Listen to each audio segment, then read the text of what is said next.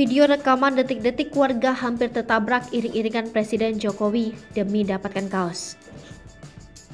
Seorang warga hampir tertabrak mobil iring-iringan Presiden Jokowi saat hendak melintas di Jalan Raya Pasar Bandang, Batang pada Rabu 8 Juni 2022. Tampak dalam video warga di sekitaran jalan tersebut sedang menunggu kehadiran mobil orang nomor 1 di Indonesia itu. Saat itu sembari melintas mobil iring-iringan rombongan Presiden Jokowi membagikan kaos. Warga pun sangat antusias ingin mendapatkan kaos tersebut sebagai kenang-kenangan. Salah satunya pria yang memakai baju merah tersebut tanpa memikirkan keselamatannya, ia rela mengambil kaos yang dilemparkan dari tim Presiden Jokowi. Alhasil dirinya hampir saja tertabrak. Warganet pun membanjiri kolom komentar video viral tersebut.